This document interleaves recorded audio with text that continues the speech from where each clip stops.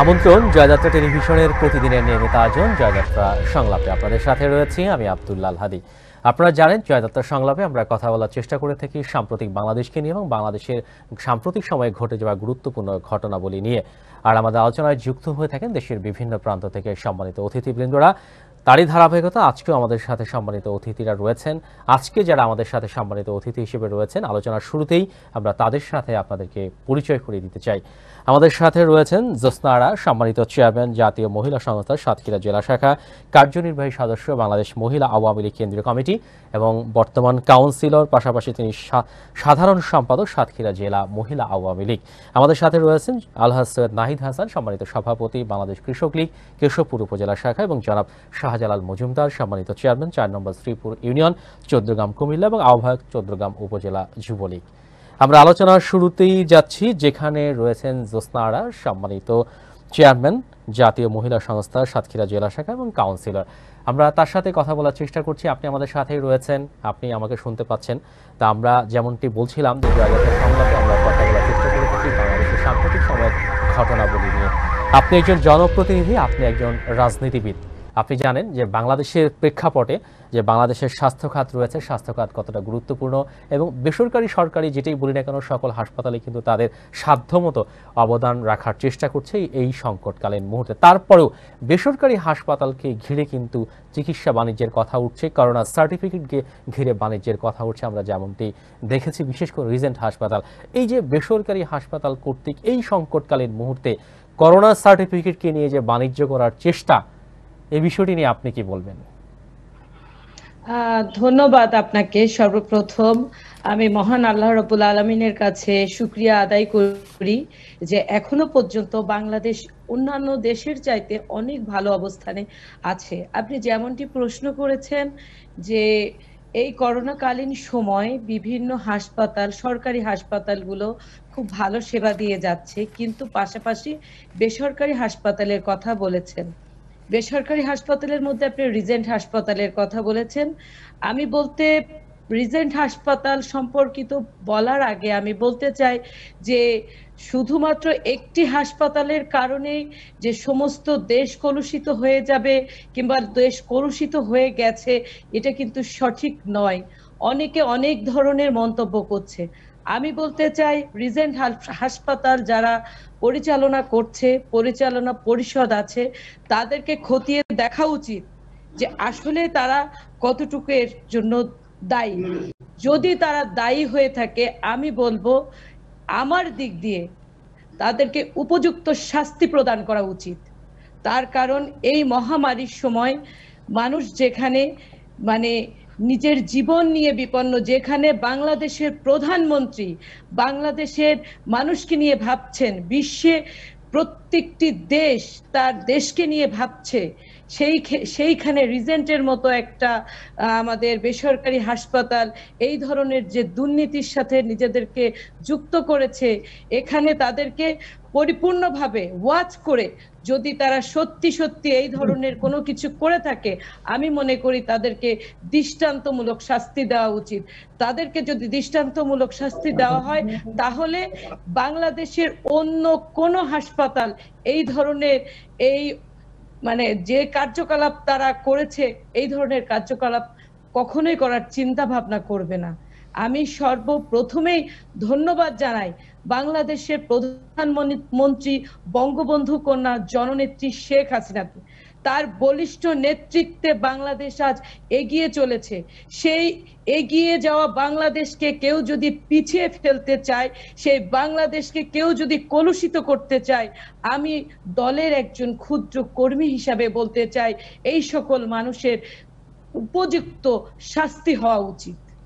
আপনার আলোচনার সূত্র ধরেই বলতে চাই, আপনি যেমনটি বলছিলেন যে শুধু রিজেন্ট হাসপাতালই না, কথা ঠিক যে শুধু রিজেন্ট হাসপাতাল একাই যে কাজটি করেছে বা তার জন্য গোটা দেশই যে আপনার ধ্বংস হয়ে যাচ্ছে, কলুষিত হয়ে যাচ্ছে, ব্যাপারটি ঠিক এমন না হলেও আপনারা হয়তো জেনে থাকবেন যে জেকেজি হেলথ কেয়ারের কথা আমরা দেখেছি যে স্বাস্থ্য অধিদপ্তর, স্বাস্থ্য মন্ত্রণালয়কে নিয়েও কিন্তু বিভিন্ন সময় সমালোচনা হচ্ছে। এবং রিজেন্টকে ঘিরে যেটি হচ্ছে যে যখন রিজেন্টের সাথে চুক্তি হচ্ছে, সেই চুক্তির অনুষ্ঠানে কিন্তু যেটি গণমাধ্যমে এসেছে, মাননীয় স্বাস্থ্যমন্ত্রী ছিলেন, মাননীয় স্বাস্থ্য অধিদপ্তরের কিন্তু মহাপরিচালকও ছিলেন, এবং পরবর্তীতে যেটি বেরিয়ে আসছে যে 2014 সাল থেকে তাদের লাইসেন্স নবায়ন করা হয়নি। যে প্রতিষ্ঠান 6 বছর ধরে লাইসেন্স নবায়ন হয় না, যাদেরকে দেখার কথা তারা কেন দেখেনি, এবং কি করে নবায়ন না করার পরেও সেই হাসপাতাল সরকারের সাথে সেবা দেওয়ার জন্য চুক্তিবদ্ধ হয়, এই প্রশ্নটি অনেকেই করেছেন। এই বিষয়টি নিয়ে আপনি কি বলবেন? আপনি কিন্তু আমাকে প্রশ্ন করেছিলেন রিজেন্ট হাসপাতাল নিয়ে, এজন্যই কিন্তু আমি রিজেন্ট হাসপাতালের কথা বলেছি। রিজনকে ঘিরেই কথাগুলো আসছে, রিজনকে ঘিরেই কিন্তু কথাগুলো জি, আসছে। এজন্যই কিন্তু আপনি যেহেতু বলেছেন রিজেন্টের কথা, আপনি বলেছেন সরকারি হাসপাতালগুলো ভালো কাজ করছে, অন্যান্য বেসরকারি হাসপাতাল ভালো কাজ করছে, বাট রিজেন্টকে ঘিরেই বিভিন্ন প্রশ্ন। আপনি কিন্তু আপনার প্রশ্নে এই কথাটা বলেছেন, যে জন্য আমি উত্তরটা এটাই দিয়েছি। আমরা আপনাকে রিজনকে ঘিরেই কথাটা বলছি যে চুক্তির সময় জি, জি। তাহলে এগুলো দেখার কথা ছিল, যাদের জি। দেখার কথা, যে সমস্ত কর্তৃপক্ষের দেখার কথা, তারা কি আসলেই তাদের দায়িত্ব পালন করতে পেরেছে, নাকি তারা দায়িত্বের প্রতি অবহেলা করেছে, নাকি তারা অন্য কোনো কারণে তাদের সঠিক দায়িত্ব পালন করতে পারেনি? আপনি কি বলবেন? আমার দৃষ্টিতে, এবং আমি আমার অভিমত ব্যক্ত করছি, সেটি হচ্ছে বাংলাদেশের প্রধানমন্ত্রী হাজার বছরের শ্রেষ্ঠ বাঙালি, বাংলার রাখাল রাজা, জাতির জনক বঙ্গবন্ধু শেখ মুজিবুর রহমানের সুযোগ্য কন্যা, মাদার অফ হিউম্যানিটি পদে যিনি ইতিমধ্যে ভূষিত হয়েছেন, যিনি বাংলাদেশের প্রধানমন্ত্রী, যিনি বাংলাদেশকে নিয়ে ভাবেন, যিনি বাংলাদেশকে রোল মডেল হিসেবে পরিণত করতে চেয়েছেন, সেই প্রধানমন্ত্রী বলেছেন, নিশ্চয়ই আপনারা শুনেছেন, যদি কেউ কোনো ধরনের দুর্নীতির সাথে যুক্ত হয় তাকে এতটুকু ছাড় দেওয়া হবে না। তাই সে যেই হোক না কেন, আমার কাছে সেই একই কথা আমি বলবো।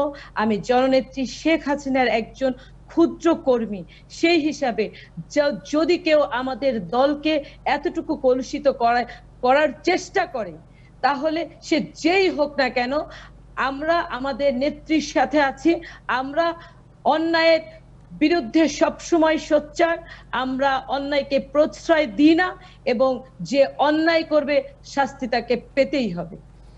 আপনি যথার্থই বলেছেন সম্মানিত কাউন্সিলর। আমরাও যেটি দেখেছি যে গণপ্রজাতন্ত্রী বাংলাদেশ সরকারের মাননীয় প্রধানমন্ত্রী তিনি কিন্তু তড়িৎ সিদ্ধান্ত নিয়েছেন, এবং আমরা আগেও দেখি যে তিনি তার দলের ভিতরে কিন্তু শুদ্ধ অভিযান শুরু করেছিলেন, যেমনটি ক্যাসিনোকে ঘিরে এবং যুব মহিলা লীগকে ঘিরেও কিন্তু তিনি কখনোই কঠোর সিদ্ধান্ত নিতে পিছপা হননি, এবং এই করোনাকালীন সময়ে কিন্তু তিনি বেশ কিছু গুরুত্বপূর্ণ সিদ্ধান্ত গ্রহণ করেছেন মানুষের সুযোগ সুবিধার জন্য। আপনি আমাদের সাথেই থাকবেন, আমরা আবারও আপনার কাছে আসবো।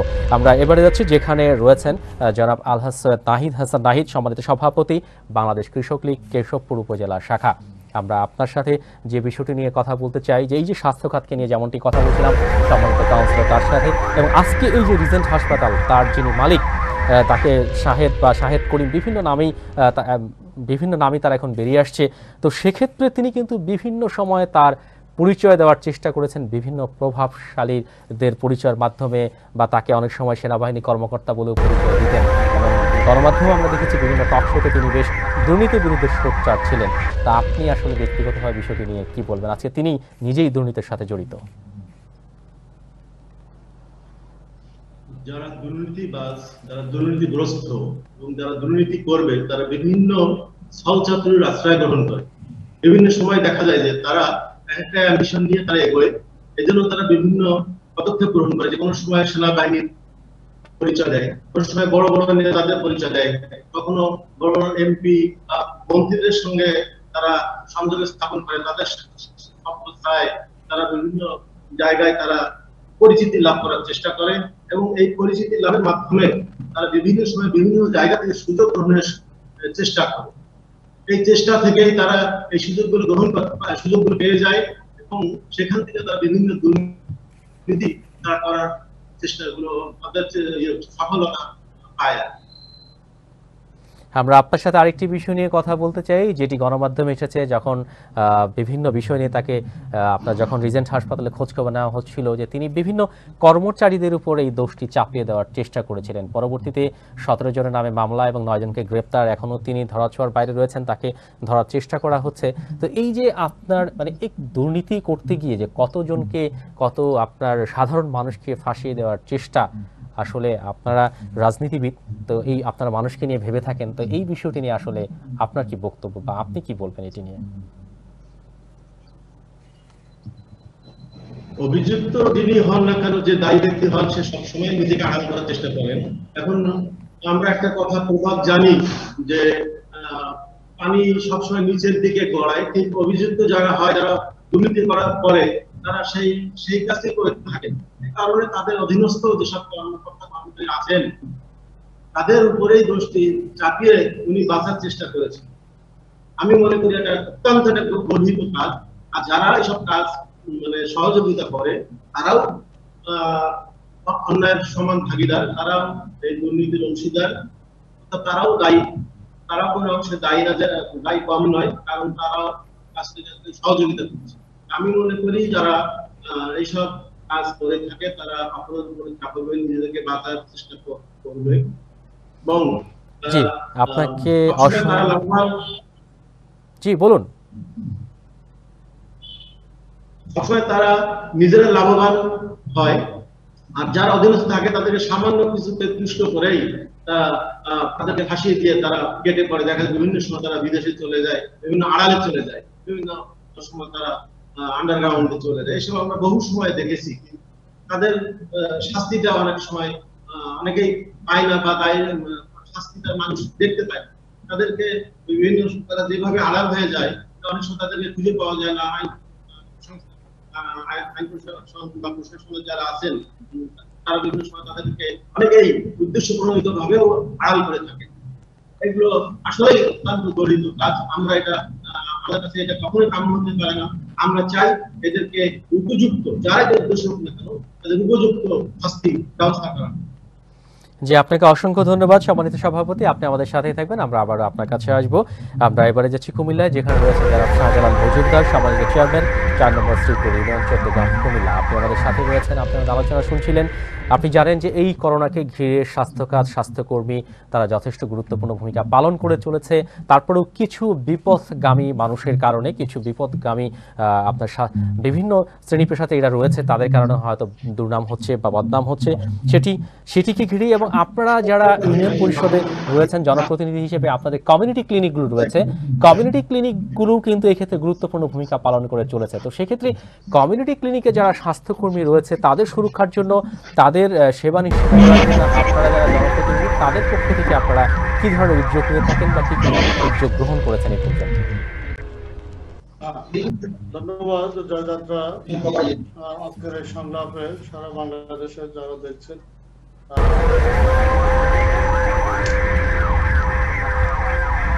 আমরা আপনাকে শুনতে পাচ্ছি, আপনি বলুন। জি ধন্যবাদ। আপনার মাধ্যমে যারা দেখছেন সকলকে আমার পক্ষ থেকে, চট্টগ্রামের পক্ষ থেকে আন্তরিকভাবে ধন্যবাদ জানাচ্ছি। জি আমরা আপনাকে শুনতে পাচ্ছি জনাব শাহজালাল মজুমদার, সামাজিক চেয়ারম্যান, আপনি বলুন। আমরা যখন করোনা শুরু হলো, আমরা চট্টগ্রাম নয় শুধু সারা বাংলাদেশে মাননীয় প্রধানমন্ত্রী জননেত্রী শেখ হাসিনার পক্ষ থেকে, সরকারের পক্ষ থেকে কিছু নির্দেশনা জারি করা হয়েছে। আমরা জনপ্রতিনিধি হিসেবে আমাদের উপরে সরকারের যে নির্দেশনা ছিল সেই নির্দেশ মোতাবেক আমরা করোনা মোকাবিলা করতে আমরা প্রস্তুতি গ্রহণ করেছি এবং সরকার লকডাউন ঘোষণা করেছেন, সেটা কার্যকর করার জন্য আমার এলাকা শ্রীপুর ইউনিয়ন সহ গোটা চট্টগ্রাম ব্যাপী লকডাউন যাতে করে সঠিকভাবে কার্যকর হয় আমরা সে ব্যাপারে প্রয়োজনীয় পদক্ষেপ গ্রহণ করেছি, প্রশাসনকে সর্বাত্মক সহযোগিতা করেছি এবং আমাদের এলাকার চট্টগ্রামের করোনার অবস্থা প্রথম পর্যায়ে অত্যন্ত স্বাভাবিক ছিল। পরবর্তী ঈদের পরে আমাদের সারা দেশ থেকে আমাদের চট্টগ্রামের যারা বিভিন্ন কর্মজীবী মানুষ, শ্রমজীবী মানুষ, সরকারি কর্মকর্তা কর্মচারী তারা বাড়িতে আসছেন। অনেক ক্ষেত্রে দেখা গেছে যে এর আগে একটা উৎসবের পরিবেশ বিরাজ করছে এলাকাতে। আমরা নানানভাবে প্রশাসন এবং স্থানীয় জনপ্রতিনিধি আমরা এলাকার মানুষকে সচেতন করার চেষ্টা করেছি, মাইকিং করেছি যে আপনারা সামাজিক দূরত্ব বজায় রাখুন, হাট বাজারগুলি বন্ধ রাখুন। এবং এদের কারণে আমরা সঠিকভাবে 100% নিয়ন্ত্রণ করতে সক্ষম হইনি, যে কারণে ঈদ পরবর্তী চট্টগ্রামের করোনা পরিস্থিতি কিছুটা অস্বাভাবিক পর্যায়ে যায়। তারপরে আমরা এটার ব্যাপারে কঠোর পদক্ষেপ গ্রহণ করি। প্রশাসনের সাথে সাথে আমরা সকল জনপ্রতিনিধি আমরা মাননীয় প্রধানমন্ত্রীর যে নির্দেশনা, সেই নির্দেশনা অনুযায়ী সরকারের যে নির্দেশনা সেটা কঠোরভাবে আমরা মোকাবিলা করার চেষ্টা করেছি। এবং আপনি যে কমিউনিটি ক্লিনিকের কথা বলেছেন, সেক্ষেত্রে সরকারেরও কিছু বিধিবিধান এবং নির্দেশনা আছে। আমরা কমিউনিটি ক্লিনিকে কর্মরত যারা আছে তাদেরকে স্বাস্থ্য সচেতন হিসাবে এবং মাস্ক পরিহিত অবস্থায় তাদের সামাজিক দূরত্ব বজায় রেখে তাদেরকে তাদের কর্মস্থলে থাকার জন্য আমরা বলেছি, যাতে করে প্রাথমিক পর্যায়ে কোনো রোগীর কোনো সমস্যা পড়ে অন্তত প্রাথমিক সেবাটা এখানে পাবে। এবং আমাদের উপজেলা স্বাস্থ্য কমপ্লেক্স ও সার্বক্ষণিকভাবে সেখানে করোনা রোগীর চিকিৎসার জন্য যাবতীয় পদক্ষেপ গ্রহণ করেছেন। আমাদের আপনি জানেন চৌদ্দগ্রামের মাননীয় সংসদ সদস্য, চৌদ্দগ্রামের উন্নয়নের স্থপতি জননেতা জনাব মজিবুল হক মজিব ভাই, তিনিও সার্বিকভাবে সার্বক্ষণিক চৌদ্দগ্রামের করোনা পরিস্থিতি মোকাবিলার জন্য আমাদেরকে উৎসাহ এবং সহযোগিতা করে যাচ্ছেন। তার নির্দেশনা মোতাবেক সরকারের সম্মানিত চেয়ারম্যান, আমরা আপনার সাথে আরেকটি বিষয় নিয়ে কথা বলতে চাই। আপনি জানেন যে এই করোনাকালীন সময়ে, করোনা সংকটকালীন সময়ে স্বাস্থ্যবিধি মেনে চলা, নিরাপদ দূরত্ব বজায় রাখা বা সচেতনভাবে চলাটা কতটা গুরুত্বপূর্ণ, সরকারের পক্ষ থেকেও কিন্তু এটি জনসাধারণকে বোঝানোর চেষ্টা করা হচ্ছে, বিভিন্ন প্রশাসনের পক্ষ থেকেও কিন্তু এটি বোঝানোর চেষ্টা করা হচ্ছে। এবং আপনারা যারা জনপ্রতিনিধি সরাসরি জনগণের সাথে কাজ করে থাকেন, তারা প্রতিনিয়ত কাজ করে যাচ্ছেন। তারপরেও আমরা যেটি দেখতে পাচ্ছি যে মানুষ কিন্তু অনেক ক্ষেত্রেই সেই স্বাস্থ্য সচেতন, স্বাস্থ্যবিধি মেনে চলছে না। কেউ সচেতনভাবেই এড়িয়ে যাচ্ছে, কেউ হয়তো না বুঝেই এড়িয়ে যাচ্ছে যে করোনা ভাইরাস আসলে কতটা গুরুত্বপূর্ণ। আসলে কেন মানছে না বা আরও কি করা উচিত বা কি করা যেতে পারে? অনেকে আইন প্রয়োগের কথা বলছে, আসলে সেটি কতটা যুক্তিযুক্ত হবে? আসলে সকল কিছুই কঠোর আইন প্রয়োগ করেই নিয়ন্ত্রণ করা আমার দৃষ্টিতে আমি মনে করি খুবই কঠিন। আমি মনে করি যে এটা একটা সামাজিক আন্দোলন গড়ে তোলা উচিত এবং ইতিমধ্যে সেটা সে পর্যায়ে এসেছে। আমি মনে করি যে এখন করোনা পরিস্থিতি সারা পৃথিবীব্যাপী, যেখানে উন্নত দেশগুলি তারা চিকিৎসা সেবা দিতে পারে নাই এবং উন্নত দেশের অবস্থা খুবই খারাপ ছিল, সেখানে মৃত্যুর সংখ্যা অনেক বেশি। সেখানে সেই তুলনায় আমি মনে করি এই 20 কোটি মানুষের দেশে, ছোট্ট একটা দেশে আমাদের মাননীয় প্রধানমন্ত্রীর যথাযথ হস্তক্ষেপের কারণে, প্রশাসনের হস্তক্ষেপের কারণে করোনা পরিস্থিতি আমি মনে করি এখনো অস্বাভাবিক পর্যায়ে নেই। তবে আমাদের আরো সজাগ হওয়া দরকার, সচেতন হওয়া দরকার এবং করোনাকে আমাদেরকে জয় করতে হবে। আমাদের লকডাউন পরিস্থিতি কিছুটা স্বাভাবিক হয়েছে। আমাদের কর্মজীবী শ্রমজীবী মানুষ কর্মে এবং তাদের কর্মকাণ্ডে ফিরে গেছেন, ব্যবসায়ীরা ব্যবসা বাণিজ্যে ফিরে গেছেন। আমাদের দেশটাকে রক্ষা করতে হবে, অর্থনৈতিক চাপে আমাদেরকে সচেতন রাখতে হবে। পাশাপাশি সামাজিক যে দূরত্বের কথা বলা হয়েছে, এটাকে অবশ্যই গুরুত্ব দিতে হবে। পরিষ্কার পরিচ্ছন্নতার দিকে আমাদেরকে লক্ষ্য রাখতে হবে এবং আমি মনে করি আমরা যদি করি এই বিধি ব্যবস্থাগুলি পালন করি, অবশ্যই করোনা পরিস্থিতি নিয়ন্ত্রণে আসবে। এবং আমি আমার এলাকার জনগণকে আশ্বস্ত করেছি, যদি আমার এলাকার কোনো করোনা রোগী মৃত্যুবরণ করেন, আমি সেখানে থাকবো, তার স্বাভাবিক জানাজা সুন্দরভাবে যাতে করে অংশগ্রহণ হয় সেদিকে আমি লক্ষ্য রাখবো। এখন পর্যন্ত আমার ইউনিয়নে 2 জন করোনা রোগী মারা গেছেন, তাদের জানাজায় আমি অংশগ্রহণ করেছি। আমার জি, আপনাকে অসংখ্য ধন্যবাদ সম্মানিত চেয়ারম্যান, আপনি আমাদের সাথেই থাকবেন। আমরা আবারও আপনার কাছে আসবো। আমরা আবারও যাচ্ছি সাতক্ষীরাতে, যেখানে রয়েছেন সম্মানিত চেয়ারম্যান জাতীয় মহিলা সংস্থা সাতক্ষীরা জেলা শাখা জেসনা আলম, তিনি একজন নির্বাচিত কাউন্সিলর। আমরা আপনার সাথে আরেকটি বিষয় নিয়ে কথা বলতে চাই। আপনারা রাজনীতিবিদ, রাজনীতির জন্য, নিজের দলের জন্য অনেক ত্যাগ স্বীকার করে থাকেন এবং শুধুমাত্র বর্তমান সরকারই নয়, বিভিন্ন সময়ে যে সরকারি ক্ষমতা এসেছে আমরা অনুপ্রবেশকারী বলে কিছু শব্দ শুনতে পাই, যে যারা আসলে প্রকৃতপক্ষে রাজনীতিবিদ না, কিন্তু তারা বিভিন্নভাবে পদ পদবি নিয়ে কিন্তু পরবর্তীতে বিভিন্ন দলের বা সংগঠনের বদনাম সৃষ্টি করে থাকে।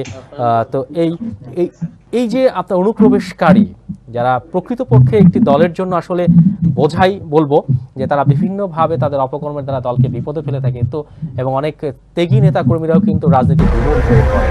তা আপনার কি মনে হয় যে এই যে অনুপ্রবেশকারী, তারা আসলে কেন, কিভাবেই বা তাদের এই কর্তৃত্ব ফলিয়ে থাকে?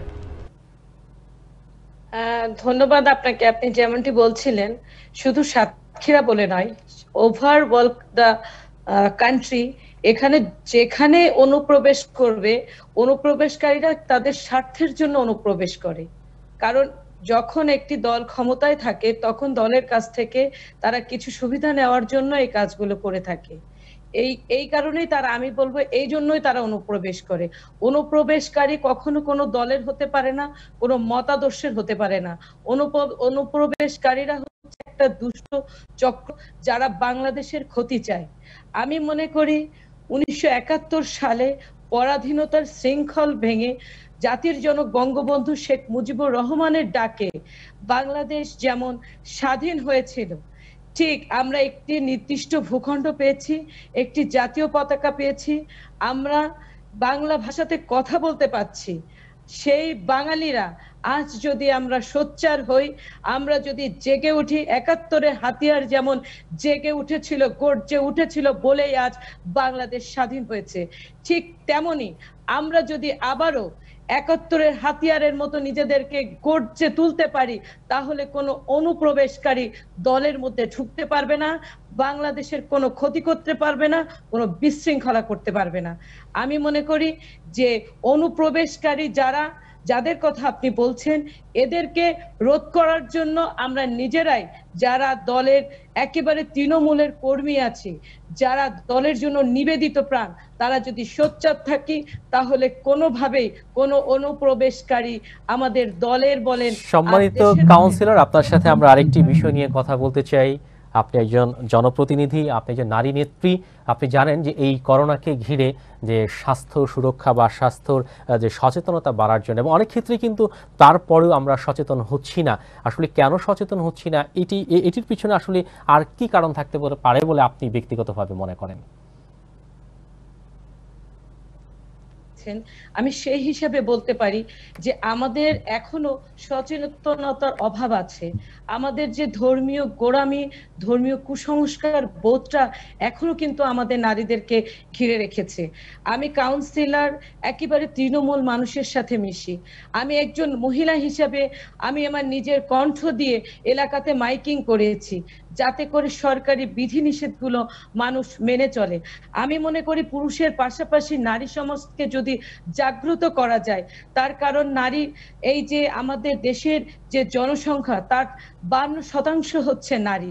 এই নারীদেরকে যদি আমরা সঠিকভাবে মোটিভেশন দিতে পারি যে করোনাকালীন সময় তাদের কি করা উচিত, এবং তারা যদি ঘরে থাকে, তাদের সন্তানদেরকে ঘরে রাখে, প্রয়োজন ছাড়া যেন বাহিরে না আসে, যদি প্রয়োজনে আসে মাস্ক অবশ্যই ব্যবহার করবে, কিছুক্ষণ পর পর সাবান দিয়ে হাত ধুবে, যদি কারোর সাবানের কেনার মতো ক্ষমতা না থাকে, অন্তত ক্ষারযুক্ত যেসব পাউডার ডিটারজেন্ট গুলো আছে, সেই ডিটারজেন্ট গুলো গুলায় পানির মধ্যে দিয়ে যদি কিছুক্ষণ পর পর আমরা হাত ধুয়ে ফেলি, তাহলে মনে হয় না যে এই করোনা আমাদের খুব বেশি ধরনের ক্ষতি করতে পারবে। আমি মনে করি জননেত্রী শেখ হাসিনার নেতৃত্বে বাংলাদেশ যেমন এগিয়ে যাচ্ছে, ঠিক তেমনি আমরা জননেত্রী শেখ হাসিনার হাত ধরে বাংলাদেশকে করোনা মুক্ত করে ছাড়বো ইনশাআল্লাহ। আমরা নারী সমাজ জাগ্রত হতে চাই। আমি বলতে চাই, আজ এই জয়যাত্রা টিভির মাধ্যমে বিশ্বের সমস্ত নারীদেরকে বলতে চাই, নারী সমাজ আপনারা জাগ্রত হন, আপনারা পিছিয়ে থাকবেন না, আপনারা এগিয়ে যান। আপনারা যদি এগিয়ে যান, এই করোনা আমাদের ভয়তে পালিয়ে যাবে, আমাদের দেশ থেকে চিরজীবনের জন্য নির্মূল হয়ে যাবে। জননেত্রী শেখ হাসিনার নেতৃত্বে আমরা আবারও আমাদের বাংলাদেশকে উন্নয়নের রোল মডেলে নিয়ে আমরাও আশাবাদী যে এই করোনা মুক্ত বাংলাদেশ একদিন দেখতে পাবো, আমরা আবারও সেই আমাদের স্বাভাবিক জীবন যাপন করতে পারবো। আপনার সাথে আরেকটি বিষয় নিয়ে কথা বলতে চাই যে আপনি আপনার পক্ষ থেকে, আপনার সংগঠনের পক্ষ থেকে, আপনার এলাকায় বা আপনার যারা নারী সমাজ রয়েছে এবং নিম্ন আয়ের অসহায় জনগোষ্ঠী রয়েছে, এই করোনাকালীন সময়ে তাদেরকে ঘিরে আসলে আপনি কি কি উদ্যোগ নিয়েছেন?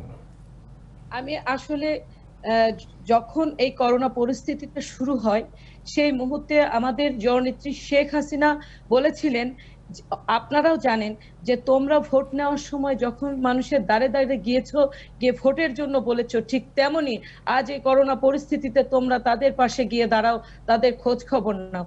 আমার সেই নেত্রীর নির্দেশনা মোতাবেক, এবং আমি সাতক্ষীরা সদর 2 আসনের মাননীয় সংসদ সদস্য বীর মুক্তিযোদ্ধা মীর মোস্তাক আহমেদ রবি মহোদয়ের একজন ক্ষুদ্র কর্মী, তিনি তখন চোখের অপারেশনের জন্য ঢাকাতে ছিলেন, তিনি মোবাইলেও বলেছেন।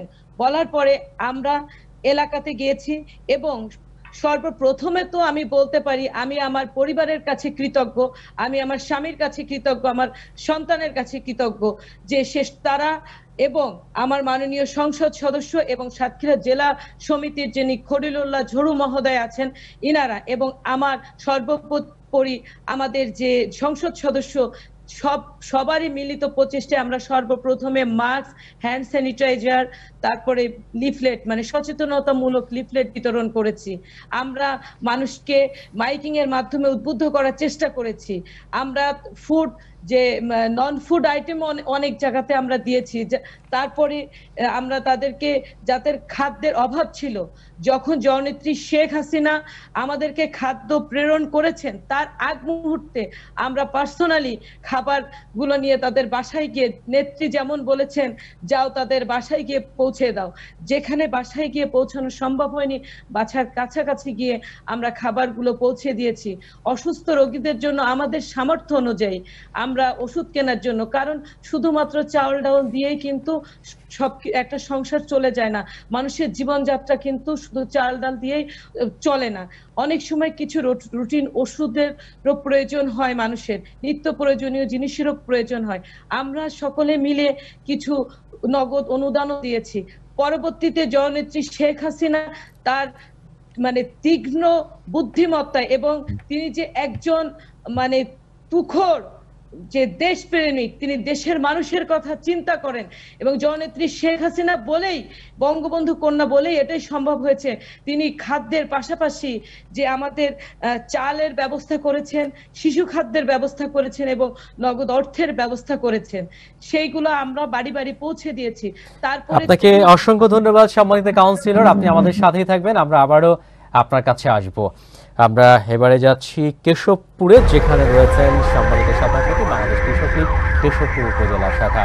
আমরা আপনার কাছে যে বিষয়টি নিয়ে কথা বলতে চাই, আমরা দেখেছি করোনাকালীন সময়ে যখন ধানের বাম্পার ফলন, কৃষকরা কিন্তু শ্রমিক সংকটে আতঙ্কিত হয়ে পড়েছিল যে এই ধান, এই ফসল তারা আসলে কিভাবে ঘরে তুলবে। পরে যেখানে দেখলাম যে বিভিন্ন, বিশেষ করে বর্তমান ক্ষমতাসীন সরকারের অঙ্গ সংগঠন বাংলাদেশ ছাত্রলীগের উদ্যোগে কিন্তু ছাত্রলীগের নেতাকর্মীরা এগিয়ে আসে, পরবর্তীতে বিভিন্ন অঙ্গ সংগঠন, বিভিন্ন শ্রেণী পেশা মানুষও এগিয়ে আসে। তো সেক্ষেত্রে এই যে কৃষকদের পাশে দাঁড়ানো, এবং আরেকটি বিষয় নিয়ে আপনার সাথে কথা, বিশেষ করে ন্যায্য মূল্য, তো কৃষকরা ন্যায্য মূল্য পাচ্ছে কিনা সে ব্যাপারে আপনারা কোনো উদ্যোগ নিয়েছেন কিনা? ধন্যবাদ আপনাকে। দেশে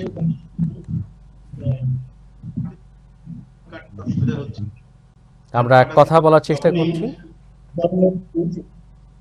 জননেত্রী শেখ হাসিনা নির্দেশনায় আমরা বিভিন্ন এলাকায় ধান কাটার বিভিন্ন, আমাদের ছাত্রলীগের উদ্যোগে, আমাদের কৃষক লীগের উদ্যোগে, আমাদের বিভিন্ন সহযোগী সংগঠনের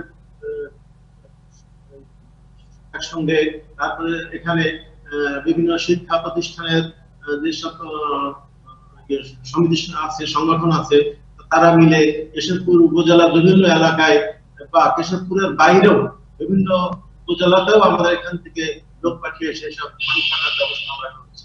আমরা সেসব থেকে ব্যবস্থা এইভাবেই সারা দেশে সুষ্ঠু ব্যবস্থাপনার মাধ্যমেই ধান কাটা হয়েছে বলেই ঝড়ের আগেই বা ঝড়ের সময় মানুষ ধান ঘরে সফল হয়েছে, যার কারণে সারা দেশে বড় ধান বাম্পার ফলন এইগুলো আসে। আমি এটা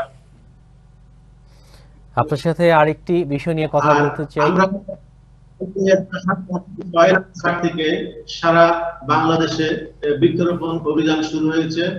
আমরা কেশবপুরে, আমরা যশোর জেলা নেতৃবৃন্দের নির্দেশনা এবং শেখ হাসিনা যে উদ্যোগ করেছেন, সেখান থেকে আমরা কেশবপুরের সারা উপজেলাতে বিভিন্ন এলাকাতে, বিভিন্ন শিক্ষা প্রতিষ্ঠানে, বিভিন্ন এনজিও প্রতিষ্ঠানে রাস্তার সাইডে আমরা বহু গাছ লাগিয়েছি এবং আমাদের এখানে প্রায় 20,000 বেশি চারা লাগানোর আমরা উদ্যোগ গ্রহণ করেছি। সম্মানিত সভাপতি, আপনার সাথে আমরা আরেকটি বিষয় নিয়ে কথা বলতে চাই। আপনি জানেন যে পবিত্র ঈদুল আজহা সন্নিকটে, কোরবানির একটি ব্যাপার রয়েছে। পশুর হাটকে কেন্দ্র করে কিন্তু অনেকেই আতঙ্কের কথা বলছেন, অনেকেই বিভিন্ন ধরনের বার্তা দেওয়ার চেষ্টা করছেন যে আবারও না আক্রান্তের সংখ্যা বেড়ে যায়। সেক্ষেত্রে আপনার কি মনে হয় যে আসলে স্বাস্থ্য বিধি মেনে সচেতনভাবে আসলে পশুর হাট পরিচালনা করা কতটুকু সম্ভবপর হবে?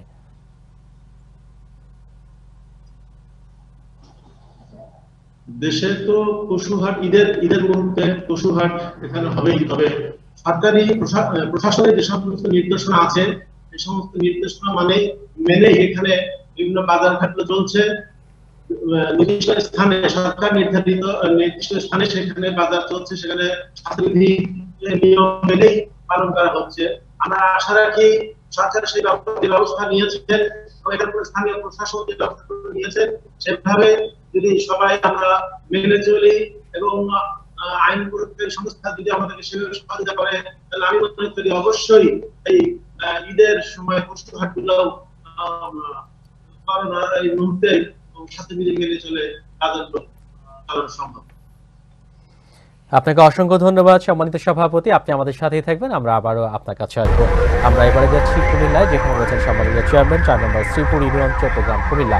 আমরা যেমনটি আলোচনা করার চেষ্টা করছিলাম স্বাস্থ্য খাতকে ঘিরে, যে স্বাস্থ্য খাতের যে সমস্ত অনিয়ম দুর্নীতির কথা উঠে এসেছে সেটির ব্যাপারে কিন্তু ইতিমধ্যেই তদন্ত কমিটি গঠন হয়েছে 11 সদস্য বিশিষ্ট, এবং একটি বিশেষ সংস্থাকে দায়িত্ব দেওয়া হয়েছে। এবং মাননীয় প্রধানমন্ত্রী যেটি ঘোষণা দিয়েছেন যে যেই হন না কেন, তার পরিচয় যাই হোক না কেন, কোনো দুর্নীতিবাজকে আশ্রয় দেবেন না, প্রশ্রয় দিবেন না। তো এই যে বিষয়টি নিয়ে, এবং যেটি দেখেছি বিভিন্ন সময় যখন ত্রাণ নিয়ে দুর্নীতি হয়েছে সেটিও কিন্তু শক্ত হাতে দমন করার চেষ্টা করা হয়েছে। তো একজন জনপ্রতিনিধি হিসেবে সরকারের এই উদ্যোগ, প্রধানমন্ত্রীর এই ঘোষণা, এই বিষয়টাকে আপনি কিভাবে মূল্যায়ন করবেন? আমি মাননীয় প্রধানমন্ত্রীর প্রতি আমাদের পূর্ণ আস্থা বিশ্বাস আছে। মাননীয় প্রধানমন্ত্রী যা বলেন তিনি তা কার্যকর করেন। আমরা তার বিভিন্ন পদক্ষেপ দেখেছি। তিনি সন্ত্রাস দমনের কথা বলেছেন, জঙ্গলিবাদ নিয়ন্ত্রণের কথা বলেছেন। এদেশের অনেক বড় বড় জঙ্গলিবাদদের তিনি আজকে নিয়ন্ত্রণ করেছেন, তাদেরকে বিচারের আওতায় এনেছেন, ফাঁসি দিয়েছেন। তিনি জাতির পিতা বঙ্গবন্ধু হত্যার বিচারের কথা বলেছেন, তিনি তার ওয়াদা রক্ষা করেছেন। তিনি সন্ত্রাস দমনের কথা বলেছেন, তিনি তা রক্ষা করেছেন। এই জাতিকে যতগুলি ওয়াদা তিনি করেছেন, আমি একজন রাজনৈতিক কর্মী হিসেবে এবং একজন ছোট জনপ্রতিনিধি হিসেবে আমি দেখেছি মাননীয় প্রধানমন্ত্রী তার সকল কমিটমেন্ট তিনি একটার পর একটা রক্ষা করেছেন। মাননীয় প্রধানমন্ত্রীর প্রতি আমাদের সে আস্থা বিশ্বাস আছে।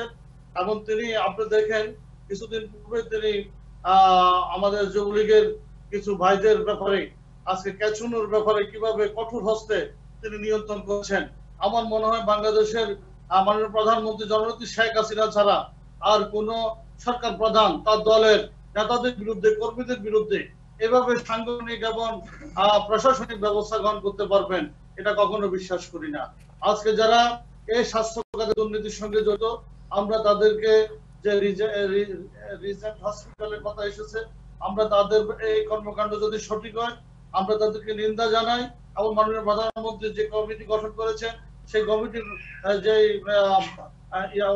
প্রতিবেদন আসবে সে আলোকে তাদের বিরুদ্ধে গুরুত্বপূর্ণ কঠোর ব্যবস্থা নেবেন, এটা আমরা দৃঢ়ভাবে বিশ্বাস করি।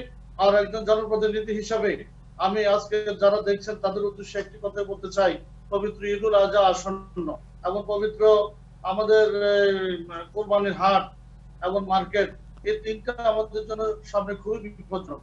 আমি অনুরোধ করব সরকার তো অবশ্যই এগুলির ব্যাপারে কিছু ব্যবস্থা নেবেন, প্রশাসনিক এবং ব্যবস্থা থাকবে। তারপরও আমরা যারা জনগণ, আমাদের এই করোনা প্রতিরোধ মোকাবিলা করার জন্য আমাদের সচেতনতাটাই অনেক গুরুত্বপূর্ণ। আমরা যদি সচেতন হই, আমরা যদি কোনো সামাজিক দূরত্ব বজায় রেখি, আমরা যদি পরিষ্কার পরিচ্ছন্নতা অবলম্বন করি, করোনা প্রতিরোধ হবে ইনশাল্লাহ।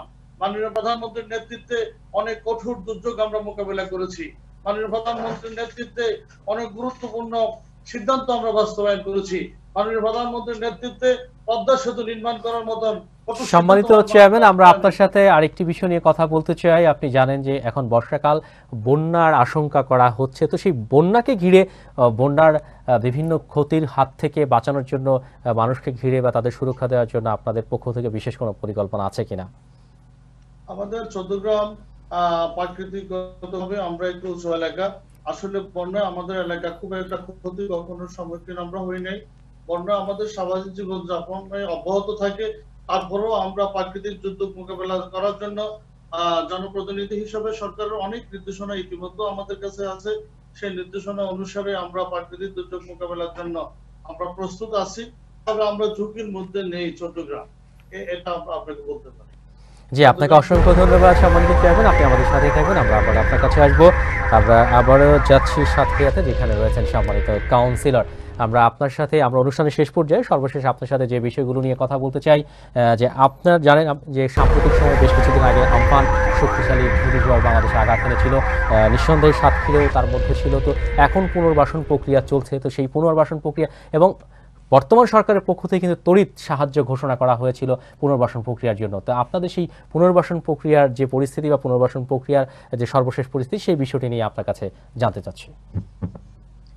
ধন্যবাদ আপনাকে। আমি যেহেতু সময় স্বল্পতা, আমি সর্বপ্রথমে যারা এই টেলিভিশনের সামনে আছেন এবং দেখছেন, দেশে এবং বিদেশে যে সকল দর্শক আছেন, সকলের উদ্দেশ্যে আমি বলতে চাই, যদি আমরা আমাদের বাড়ির পাশে 5 জন ব্যক্তিকে এই করোনা সম্পর্কিত অবহিত করি এবং তাদেরকে বলি যে আপনারা আরো 5 জনকে বলেন, তাহলে আমার মনে হয় এই যে করোনা পরিস্থিতি আমাদেরকে মোকাবেলা করার জন্য সহজ হবে, মানুষের জন্য অনেক উপকার হবে।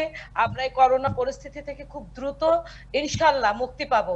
তার কারণ 1 জন থেকে 2 জন থেকে 4 জন এভাবে যদি আমরা মোটিভেশনটা ছড়াতে পারি। এবার আসি আমি আপনার প্রশ্নের উত্তরে। হ্যাঁ, সম্প্রতি যে আমফান ঝড়টি হলো, এটা আসলে আপনারা জানেন সাতক্ষীরা একটা নিম্ন অঞ্চল এবং এটা আমাদের এই আইলা সিডোর মানে আমাদের এই অঞ্চলটা দেশের কোন ধরনের প্রাকৃতিক দুর্যোগ যদি দেখা যায় সর্বপ্রথম ঢাকা সাতক্ষীরার এক অংশ।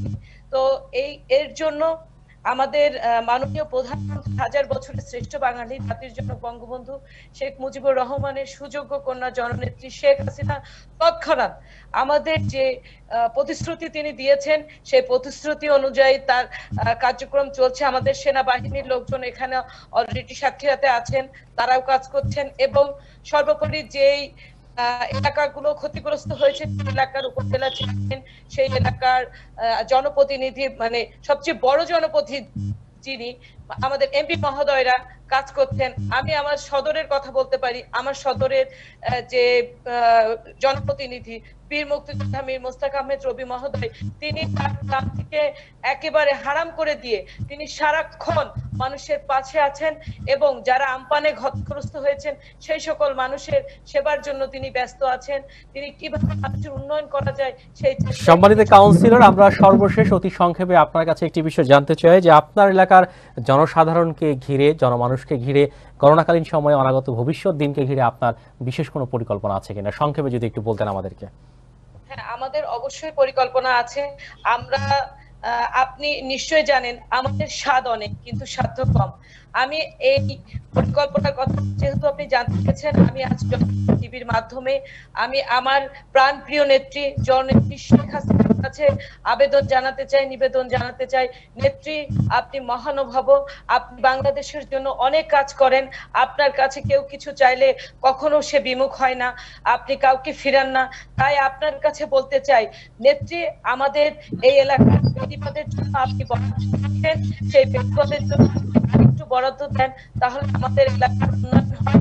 এই আমফান বলেন, প্রাকৃতিক দুর্যোগ বলেন, এ থেকে আমরা বাঁচতে পারি। আমাদের নদী খননগুলোর জন্য যদি আরেকটু বরাদ্দ দেন, নদী খননগুলো যদি খুব ভালোভাবে হয়, তাহলে আমরা এই বন্যা খরা থেকে বাঁচতে পারি। আমি আরেকটু বলতে চাই নেত্রী, আমরা যারা আমাদের জনগণরা যারা আমফানে ক্ষতিগ্রস্ত হয়েছে তাদেরকে যদি আমরা ঘর বাড়ির সাহায্য সহযোগিতা করতে পারি, তাহলে মনে হয় আমরা অনেক মানে মানুষের উপকার করতে পারব। আপনাকে অসংখ্য ধন্যবাদ সম্মানিত কাউন্সিলর।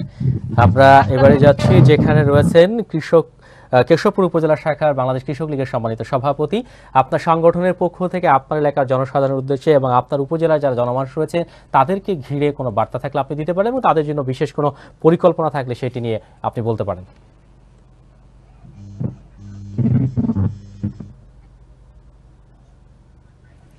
আমরা কথা বলার চেষ্টা করছি সম্মানিত সভাপতি বাংলাদেশ কৃষক লীগ কেশবপুর উপজেলা শাখা। আপনারা নিশ্চয় অবগত আছেন যে কেশবপুরে তিনি ছিলেন সাবেক জনপ্রশাসন মন্ত্রণালয়ের মন্ত্রী ইসমাত সাদেকের মৃত্যুকে শূন্য ঘোষণা করা হয়। সেই শূন্য আসলে গত 29শে মার্চ নির্বাচনের কথা ছিল। এই করোনার সারা বাংলাদেশে যে মহামারী আকারে ধারণ করার পরিপ্রেক্ষিতে 21শে মার্চ তারিখে নির্বাচনটি স্থগিত করা হয়। সেই নির্বাচন আবার তারিখ ঘোষণা করা হয়েছে। সম্মানিত সভাপতি, আপনি আপনার ভবিষ্যৎ পরিকল্পনাগুলো নিয়ে সংক্ষেপে বলতেন আমরা অনুষ্ঠানের শেষ পর্যায়ে।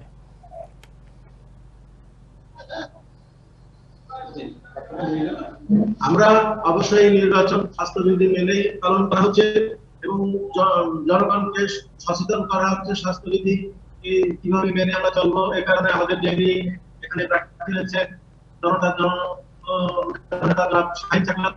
তিনি যশোর জেলা আওয়ামী লীগের সাধারণ সম্পাদক, তিনি যশোরের নেতৃত্ব দিয়ে থাকেন।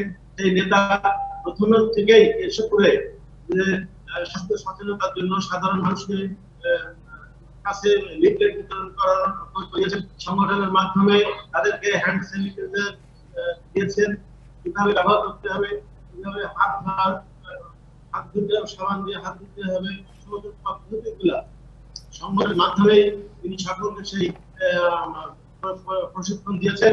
আমরা তার নির্দেশনা অনুযায়ী সমস্ত সংগঠন, সহযোগী সংগঠন সহ মূল সংগঠনের সকলেই জনগণকে সেভাবে আমরা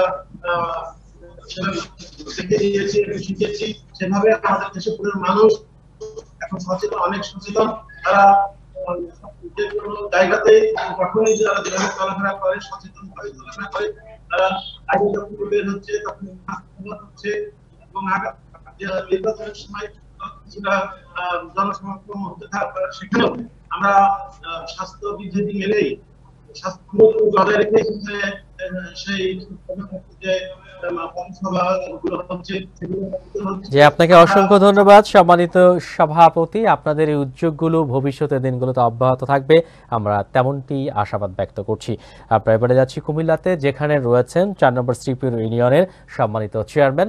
যে আপনি আপনার ইউনিয়ন পরিষদে যারা জনসাধারণ রয়েছেন, নিম্ন আর অসহায় মানুষ রয়েছেন, তাদেরকে ঘিরে এবং সর্বোপরি আপনার ইউনিয়নের সকল সেক্টরের সকল পেশার মানুষকে ঘিরে আপনাদের কোনো ভবিষ্যৎ পরিকল্পনা রয়েছে কিনা এই করোনাকালীন সময় তাদেরকে সুরক্ষিত রাখার জন্য?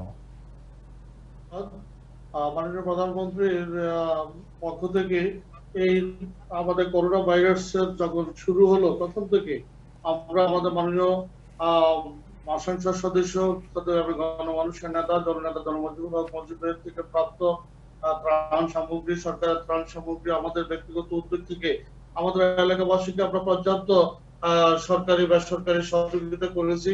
আমরা করোনা যারা আক্রান্ত তাদের পাশে থেকেছি এবং আগামী দিনেও আমি যারা দেখছেন আশ্বস্ত করতেছি ইনশাল্লাহ আমার এলাকায় যেসব করোনা রোগী যাতে থাকেন আমরা তাদেরকে পর্যাপ্ত সহযোগিতা করার চেষ্টা করব এবং যদি কেউ মারা যান তাদের সুন্দর দাপন টাপন যদি সে ধরনের কোনো আতঙ্কিত না হয়ে, একটা দেখা যায় বাবা সন্তানকে দেখে না, সন্তান বাবাকে দেখে না, আমরা এরকম পরিস্থিতি দেখেছি। এটা অত্যন্ত দুঃখজনক এবং লজ্জাজনক আমাদের জন্য। আমরা জন্ম মৃত্যু মানুষের হাতে। আমরা এই করোনার কারণে যদি কেউ আক্রান্ত হয় আমরা সামাজিকভাবে তাকে সহযোগিতা করব, তার চিকিৎসার জন্য, তার খাওয়া দাওয়ার জন্য। তার যেহেতু সে লকডাউন অবস্থা থাকে, যদি সে মৃত্যুবরণ করে, যদি সে মুসলমান হয় মুসলমানের শরীয়ত অনুযায়ী তাকে দাফনের ব্যবস্থা করা হবে। এবং আমরা সে পর্যায়ে আমরা প্রতিটি মৃত্যুবরণকালে আমরা মৃত্যুর পরে তার জানাজা অনুষ্ঠানে অংশগ্রহণ করেছি, সুন্দরভাবে তার দাফন চেষ্টা করেছি। যারা আক্রান্ত তাদেরকে আর্থিকভাবে সহযোগিতা করছি সরকারিভাবে বেসরকারি উদ্যোগে। এবং আমি একটা কথা বলতে চাই, করোনাকে আমরা জয় করতে চাই, করোনাকে আমরা মোকাবেলা করতে চাই। কিভাবে? আমরা যদি একটু সজাগ হই, আমরা যদি একটু সচেতন থাকি, একটা সামাজিক আন্দোলন গড়ে তুলি, তাইলে আমি মনে করি করোনার পরাজয় হবে। আপনাকে অসংখ্য ধন্যবাদ সম্মানিত চেয়ারম্যান। আমরাও আপনার সাথে আশাবাদী, আমরাও করোনাকে জয় করতে চাই। অবশ্যই আমরা যে যেখানেই থাকি না কেন সকল জায়গাতেই নিজের অবস্থান থেকে, যার যার অবস্থান থেকে নিজেকে অবশ্যই সুরক্ষিত রাখার চেষ্টা করতে হবে এবং স্বাস্থ্যবিধি মেনে চলার চেষ্টা করতে হবে। সুপ্রিয় দর্শক, আপনারা দেখছিলেন জয়যাত্রা টেলিভিশনের সংলাপ। সময় স্বল্পতার কারণে আমাদের কাজের মতো এখানে বিদায় নিতে হচ্ছে। যাবার আগে ধন্যবাদ জানাতে চাই আমাদের সাথে যারা সম্মানিত অতিথি হিসেবে যুক্ত ছিলেন। আমাদের সাথে ছিলেন জোসনা আরা, সম্মানিত চেয়ারম্যান জাতীয় মহিলা সংস্থা সাতক্ষীরা জেলা শাখা, কার্যনির্বাহী সদস্য বাংলাদেশ মহিলা আওয়ামী লীগ কেন্দ্রীয় কমিটি, নির্বাচিত কাউন্সিল এবং সাধারণ সম্পাদক সাতক্ষীরা জেলা মহিলা আওয়ামী লীগ।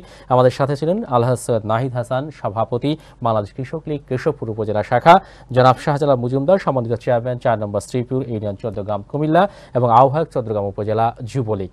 আপনাদের সকলকেই জয়যাত্রা টেলিভিশনের পক্ষ থেকে আন্তরিক শুভেচ্ছা এবং অভিনন্দন এই সংকটকালীন সময়ে আমাদেরকে মূল্যবান সময় দিয়ে সহযোগিতা করার জন্য। দর্শক, আপনাদের সামনে আবারও হাজির হব নতুন কোনো পর্বে নতুন কোনো বিষয় নিয়ে। সে পর্যন্ত আপনারা যে যেখানে থাকবেন ভালো থাকবেন, স্বাস্থ্যবিধি মেনে চলে নিজেকে সুরক্ষিত রেখে, নিজের পরিবারকে সুরক্ষিত রেখে, নিজের প্রিয় মাতৃভূমি বাংলাদেশকে সুরক্ষিত রেখে সকলেই থাকবেন যার যার অবস্থানে, সেই প্রত্যাশায় আজকের মতো এখানে বিদায়। আল্লাহ হাফেজ।